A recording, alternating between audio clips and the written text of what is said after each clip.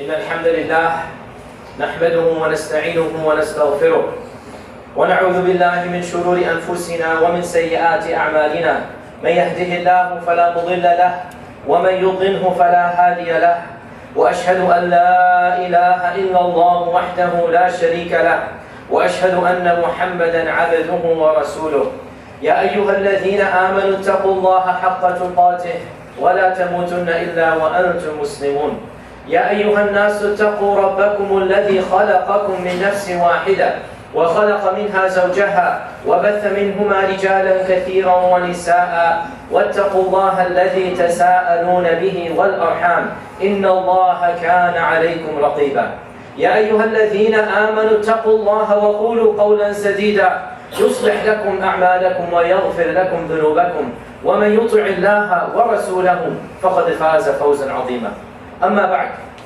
My dear brothers and sisters in Islam, Allah subhanahu wa ta'ala reminds us in the Qur'an of the blessings of the institution of marriage.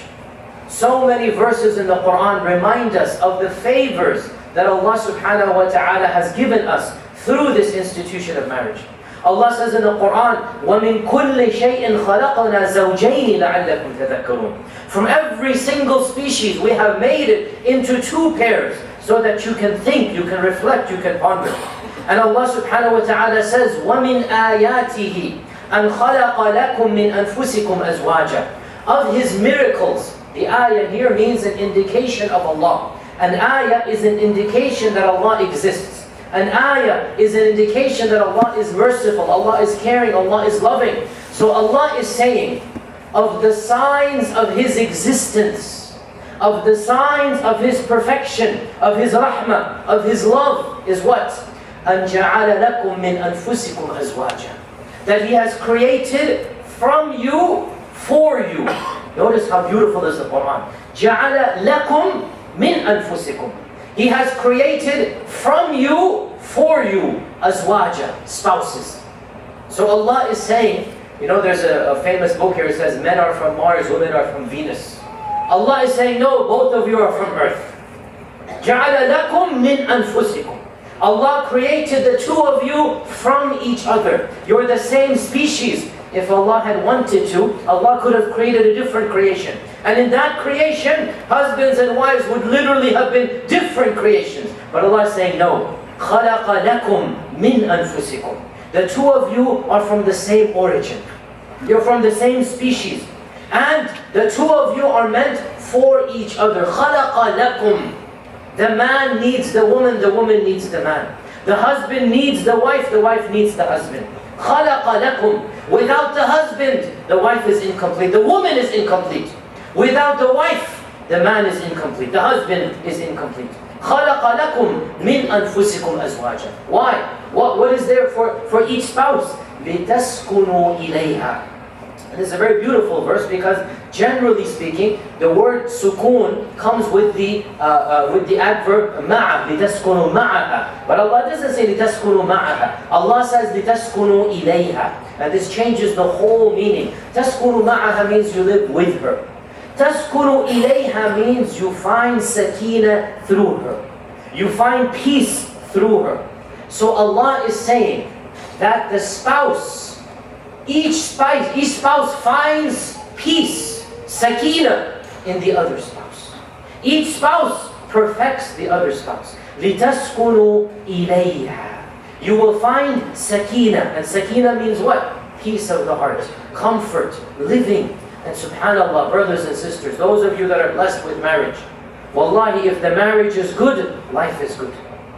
If the marriage is good, no matter what the financial situation, no matter what the politics, when the household is good, your house, your heart, your whole sakeenah is alhamdulillah fine. But if there are problems in the marriage, then wallahi, if you have this whole world and all that is in it, you will not find sakeenah. If you have millions in your bank account, if all of society respects you, but in the privacy of your house, if your marriage is a failure, if your marriage is not working out, then wallahi, you will never find sakeenah in this world. Then what? Allah is saying, لِتَسْكُنُوا إِلَيْهَا وَجَعَلَ بَيْنَكُمْ مَوَدَّةً وَرَحْمَةً. And Allah has placed between the two of you mawadda. And mawadda is a very beautiful Arabic word because there are more than 10 words in the Arabic language that describe love. Now in English there's only one word, it's called love. In Arabic there are more than 10 words that are used for love. And the word mawadda is a very beautiful, very specific type of word because mawadda is a love that is a tender love. It's a love that is a love where you're concerned about the other party. This is the word mawadda. And you can use it outside the context of marriage. The primary use will be the love that a mother has for her children is mawadda. But Allah is using it for the love between the couples. Why? To demonstrate, to illustrate that the primary love that the couple should have is to care, to be concerned about the other party, to want to make sure the other party is happy. This is what mawadda is. And Allah is saying, where did this love come from? وَجَعَلَ بَيْنَكُمْ. Allah has put that love between you. That is mawadda, that is rahmah, that mercy, that tenderness. And subhanAllah, it is amazing, brothers and sisters. And all of us that are happily married, we know this. All of us that are happily married, we know this reality. What is this reality?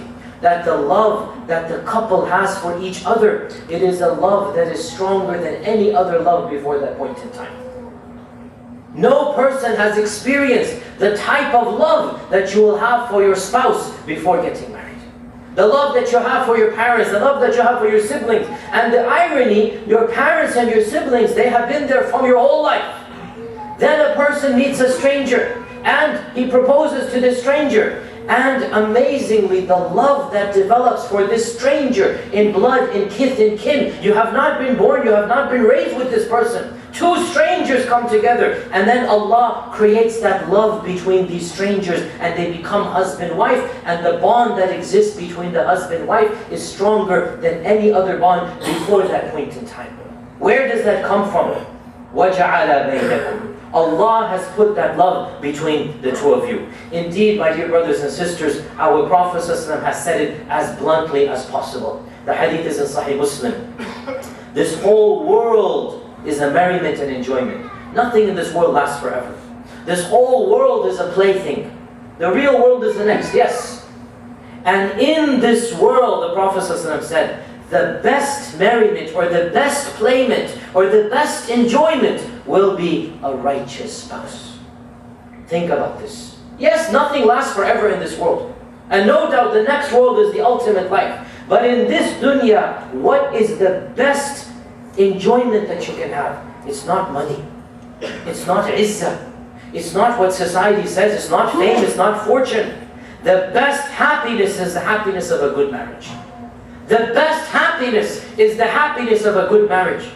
If you're happy in the house, then wallahi, if society crumbles, you can still get along. But if the household crumbles, then your heart crumbles as well.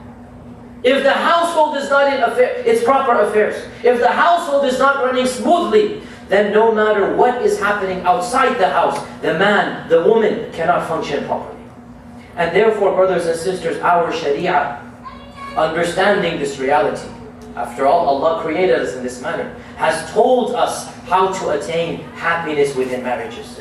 And no doubt, much can be said and much should be said. Time limits us to only a few points. And brothers and sisters, I want to reiterate over here that it is imperative that every single one of you reads about what Allah has said about marriage, what the Prophet has said about marriage, what our scholars have said about marriage. Learn how is the best way to have marriage. What is the best way to treat a woman? How should a woman treat her husband? 1 khutbah, 10 khutbahs, 100 khutbahs cannot do the justice that you will do when you read up and you take classes and study from people who are qualified to teach you. Learn, how do I have a good marriage in my life? So that inshaAllah ta'ala, your happiness in that area can increase. In this short khutbah, I just want to illustrate a few small points that the Sharia has emphasized. And let us begin with the rights that the husband has over his wife. How should the wife treat the husband? And there is no doubt, brothers and sisters, that our religion has been very clear here.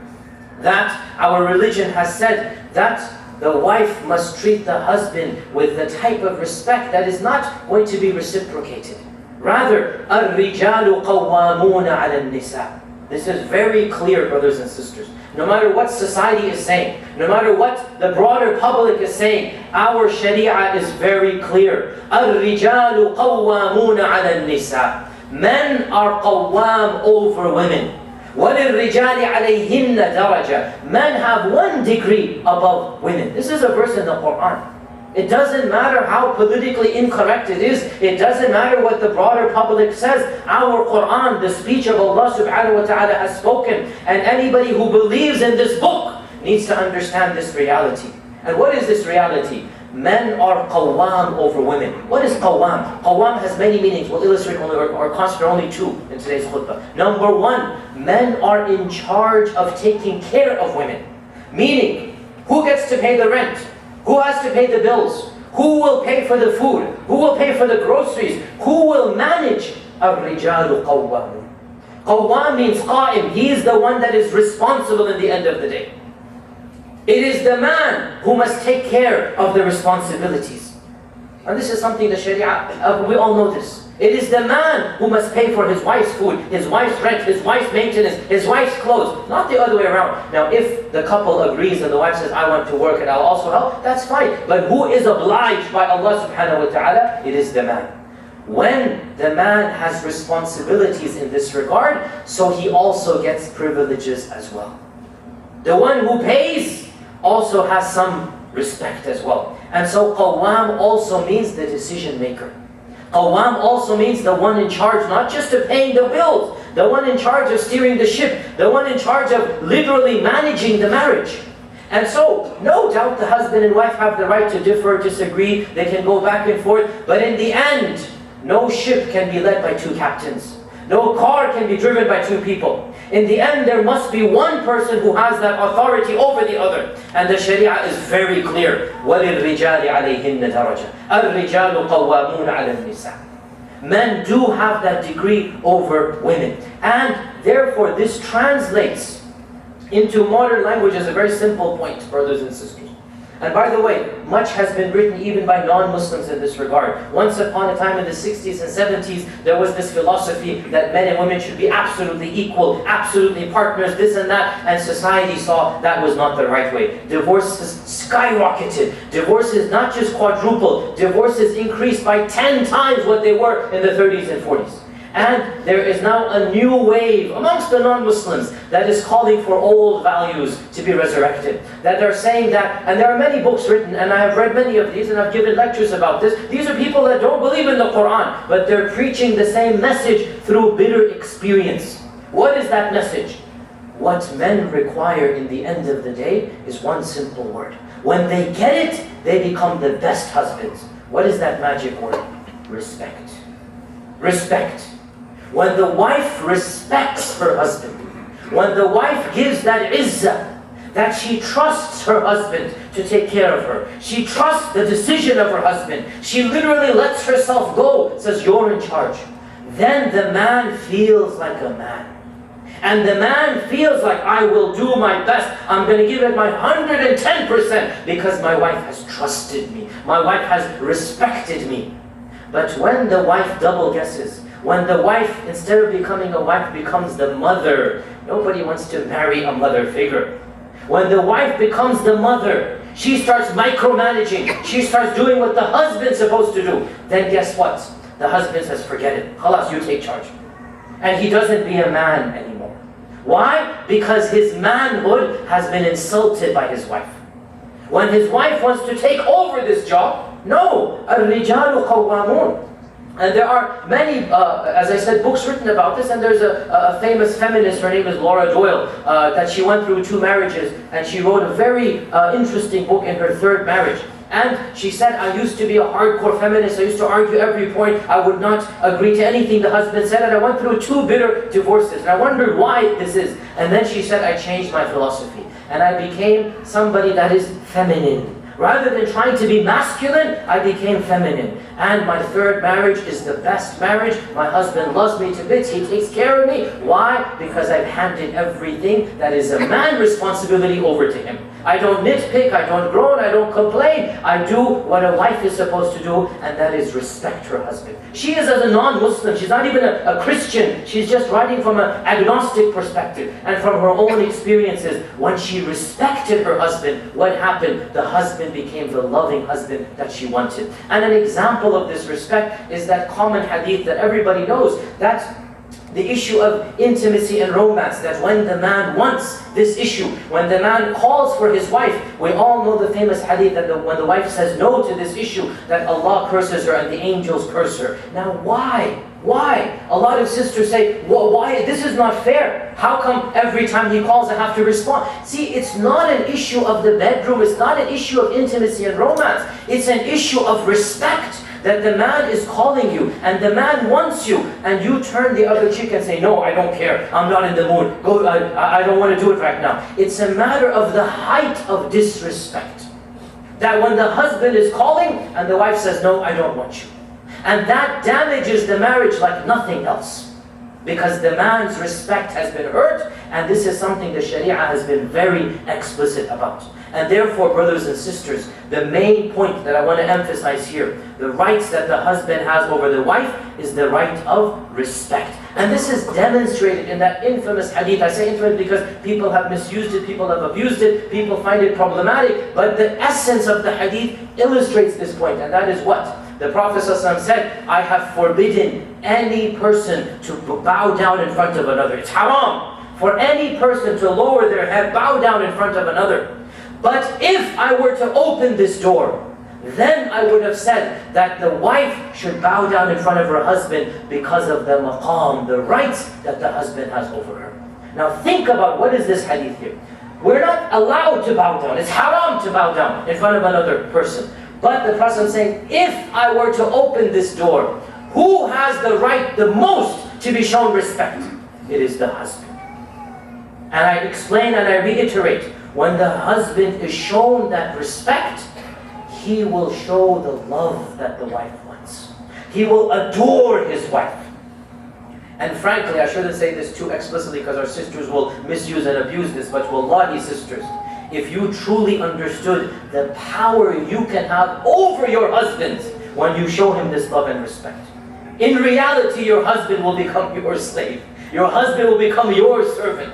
If you give him that respect, then wallahi every wish will become his beck and call. Every desire of yours he will race to do it. But when you rebuke, when you curse him, when you show him an attitude, then why will he do it for you? But when you show him the respect, then wallahi he will do everything that you want. And that is the human nature of the man. Now what is the second half of this? That is the rights of the wife over the husband. What should the wife expect from the husband? The Sharia, of course, obligates taking care of her needs. This is the main obligation. But the Sharia also obligates good manners, treating her with the love that she wants. What does the wife want the most from the husband? That closeness, that love, that adoration. The wife always wants to be reminded that her husband still loves her. And this is the biggest problem of husbands. They don't understand that women never take love for granted. Women, that's why they love it when the husband brings flowers. They love it when the husband takes them out on a romantic date. Romantic date between couples, don't misquote me, right? Husband and wife can go on a date, right? When the husband shows them oh, remember we got married on this day, and brings them some gift on this day. Why do the wives love it? Because it shows them over and over again, my husband still loves me. My husband still cares about me. And wives love it when their husbands show that closeness. Problems that husbands have, they should share with their wives. Because a lot of men, and I'm guilty of this as well, we like to bottle up. It's not in our nature to share our problems. But you see, when we don't share our problems, women feel we're leaving them out of the picture. Wives, the one thing that they want the most from their husbands is that connection, that emotional connection, that feeling that my husband truly loves me and cares about me.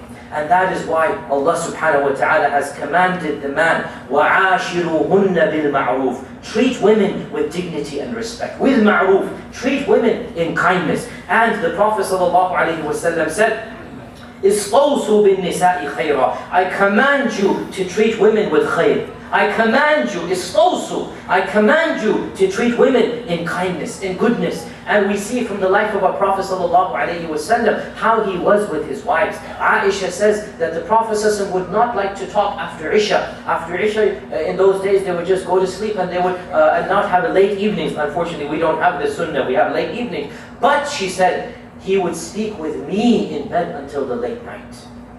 The woman loves this, that the husband opens up to her, tells her the problem, because that's the emotional connection. That the Aisha is saying, the Prophet would speak to me until late night, but he would not speak with the other men. This is not the time for socialization in those days. So in our days, we need to literally cut out some time, private time for the couple. Every evening, every day, there should be a few minutes where just the husband and wife, they reconnect, they explain what is happening, the problems, the issues. Are the very last khutbah that our Prophet ﷺ gave, the khutbatul wada' in front of 100,000 men. What did he say? He said that verily Allah subhanahu wa ta'ala has given you your wives. This is a blessing from Allah. Allah has given you your wives. And Allah has made them halal for you. So treat them well and respect their honor. And you have no way or you have no right to harm them. Their right over you is that you take care of them with ma'roof, with good manners. This is the last khutbah that the Prophet is giving in front of 100,000 people. Khutbatul wada'. That I command you to treat women with kindness and good. Allah has given them to you. They are your responsibilities. Physically, emotionally, generally speaking, the man is superior to the woman. Physically, he's stronger. Emotionally, he can take more. And so women are fragile. Men need to understand this. What did our Prophet ﷺ describe women as? He described women as being delicate. He does delicate ornaments, delicate, fragile glasses. He described them as being delicate. Brothers and sisters, a hard word, a harsh word, a vile curse can sometimes hurt the heart of a woman even more than a physical hurt. Sometimes saying something mean can hurt her more for months and years than even a physical hurt. And so brothers, Allah has given you added responsibility. And realize our Prophet ﷺ said, 3 dinars, 3 gold coins, one of them you spend for charity, the other you spend for freeing a slave, and the third you spend on your wife. The most rewarded is the one you spend on your wife. Brothers, pay attention to this. Many of us are stingy when it comes to our family. We will give, mashallah, tabarakallah, to good causes, and we should, wallah. And we will spend on ourselves and our clothes. What did our Prophet ﷺ say? Even freeing a slave, which we know how much it is in the Qur'an, spending it on your wife is more blessing. You see, when you get a gift for your wife, when you spend some money on her, she feels loved. She feels, my husband cares about me. And that love she will reciprocate in respect. Notice, and I'll be very explicit here, the man wants from his wife respect. And the wife wants from her husband love and adoration. And, listen to this now, when the man gets respect, he will show love. When the wife gets love, she will show respect. It's a cycle, brothers and sisters. It is a cycle. When you give what your wife wants, your wife will get you what you want. Wives, when you give your husband what he wants, he will give you what you want. Love and respect. And the two of this go hand in hand in a successful marriage. And I have to mention one more point before I finish the first khutbah. And there's a taboo topic. It's a very topic that is not mentioned publicly. Yet it must be mentioned. And I have to be very explicit here. And that is the issue of marital violence. That is the issue of marital and spousal abuse. Brothers, and this is a common problem amongst brothers, obviously, the opposite does exist, but it is rare, it is the exception. Primarily, it is men who physically abuse women. Brothers, listen to this, that once the Prophet ﷺ stood up and he gave a general khutbah and he prohibited men, prohibited them from beating their wives. And this was in a culture where every man used to hit his wife. The Sharia came and he said, you are not supposed, the Prophet said, do not beat your women. So after a few weeks, after a few months, the women realizing that none of their husbands would beat them, so they became a little bit arrogant and cocky, their tongues became too sharp, and so Umar came to the Prophet, and you know Umar and the mizaj of Umar, and he said, Ya Rasulullah, the women have become too sharp, their rebukes are too much. It's too much now. You have told us not to do it. Now the women have the upper hand. We're not allowed to do it. So the hadith says, رَخَّصَ النَّبِي. The Prophet ﷺ gave a laxity. That okay, it's okay if they become very angry or very vulgar, then it's okay. The next morning, 50 women came to the house of Aisha, complaining about their husbands, that their husbands had beat them. 50 women are gathered outside the house. And the Prophet ﷺ gave another khutbah that day. And he warned them and cautioned them about beating their wives. And he said, today 50 women came to me complaining about their husbands.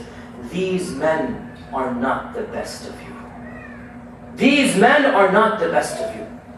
And our Prophet ﷺ said, hadith is in Abu Dawood, how could one of you beat your wife like you beat an animal? Look, you don't beat a human being. How could one of you beat your wife? You beat a stubborn horse. You beat a stubborn camel. How could one of you beat your wife like you beat an animal? Perhaps the same evening you will go and be intimate with her. In other words, he's saying, be a gentleman, be a human. How could you treat your woman like you would treat a stubborn camel or a stubborn horse or something? How could one of you do this? And Aisha says that, wallahi, never once did the Prophet ﷺ's hand ever touch a woman. Except if he was in the battle and you're defending yourself, that's a warrior woman. Not any domestic abuse. Never once did the Prophet ﷺ hit any of his wives. And we have in the messenger of the Prophet ﷺ, we have the perfect example. Brothers in Islam, anybody who beats his wife, wallahi, any man who beats his wife is not a man. Any man who raises his hand against a woman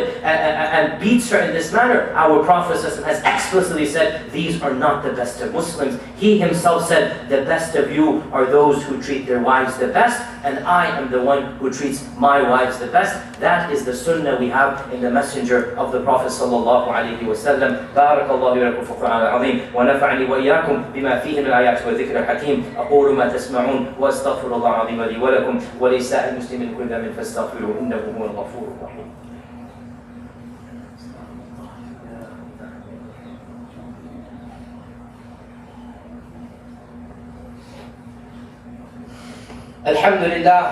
الحمد لله الواحد الأحد الصمد الذي لم يلد ولم يولد ولم يكن له كفوا أحد وبعد.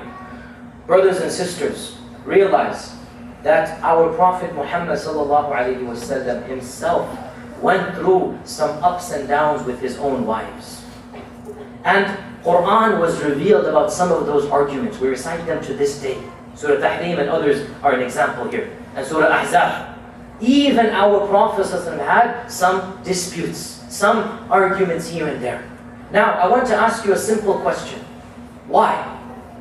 Why?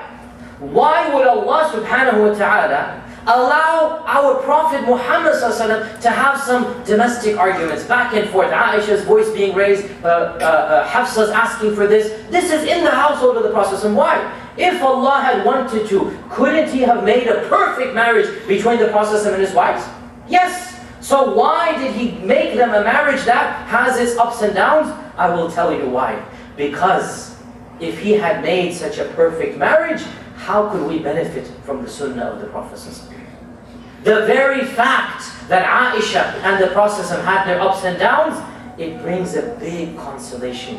Brothers and sisters, the perfect marriage is a marriage that has ups and downs. There is no such thing as a marriage that doesn't have problems. No such thing. Every couple is going to have an argument. Every couple is going to have a period where they need to calm down. Every couple. Even our Prophet for 1 month, he had to leave his house and sleep in the masjid. Notice, by the way, men, he's the one who left. How dare any man expel his wife from the house? How dare any man kick his wife out? You have an argument, you go sleep on the sofa. You have an argument, you go sleep in the masjid. Not your wife. She's the delicate. She's the one you need to protect. No matter how bad it gets, you're the one that will leave, not her. You leave her in her place of security. You never tell her to exit the house, unless, of course, in the exceptional scenarios where some major evil has been done. Otherwise, general disputes, if it gets that bad, You're the one who sleeps on the sofa, not her. You're the one who goes to the masjid, like our Prophet ﷺ. Still in this, there is karama, there is dignity for the woman. She gets to stay, you can calm down, and then you go back and resolve the issue. Brothers and sisters, every marriage has its ups and downs, but the point is, the goal is, there are more ups than downs. And one of the biggest problems we have, and I've given a khutbah 2 weeks ago about this, which is online now. One of the biggest problems we have, and with this I'll have to finish up because of the time. Our young brothers and sisters, those especially who have been born and raised here, or immigrated when they were very young and they basically grew up in the Western culture, they have no idea what a real marriage is. They have absorbed the concept of marriage from Bollywood dramas, from Hollywood movies, from Twilight and these types of ridiculous books. And they think that marriage is just what they see on TV. So when they get married, and they see that their married life is nothing like the romance movie that they saw, they begin to think something's wrong with me, something's wrong with my wife. SubhanAllah, brothers and sisters, if you don't believe the TV about Islam, if you don't believe the TV about terrorism and Muslims, why would you believe TV about romance and marriage? Every marriage has its ups and downs. Every couple will raise their voices and argue in their lifetimes, multiple times throughout the year. It is impossible that a healthy marriage doesn't have some healthy disagreement. But when that happens, there's a methodology, there's a way, there's psychology. And this is beyond the scope of this khutbah, but study, research. I have given classes on this, khutbahs are there. I have a long, intensive class about the issue of Islamic intimacy and romance. This needs to be taught and understood. Don't feel shy to read and ask others about this. And realize, brothers and sisters, realize that the married couple, they are on the same team. A lot of times husbands and wives, they want to fight each other and each one wants to win. Brothers and sisters, if you win an argument by losing the marriage, both of you will lose. If you win an argument by losing the marriage, both of you are losers. You're on the same team together. The couple is on the same team. Each team has to compromise. Each member has to compromise. Once the husband compromises, once the wife compromises, you don't have to win every single argument. For the sake of the children, for the sake of marriage, both couples need to calm down. And our Prophet ﷺ has given, the Qur'an has given so much advice. First and foremost, and inshallah just a few points that we conclude. Number one, brothers and sisters, you are not perfect. Why do you expect your spouse to be perfect? You are not perfect. You have your faults. You have your anger. You have your tongue. You have your harsh words. If you have it, why do you expect your spouse to be completely free of this? Just like you get angry, she will also get angry. Just like you say something bad, sometimes he will say something bad. So learn to forgive and forget. Learn to overlook for the greater good of the marriage. Also realize, every one of you has faults and every one of you has good things as well. Our Prophet ﷺ said, let no Muslim man hate his Muslim wife, meaning there's both Islam in common between you. Let no man hate his wife, because even if he hates one quality, he will love other qualities. Meaning, don't be so narrow-minded. Suppose she spends a little bit more than you want her to spend. Suppose. Okay, maybe she does.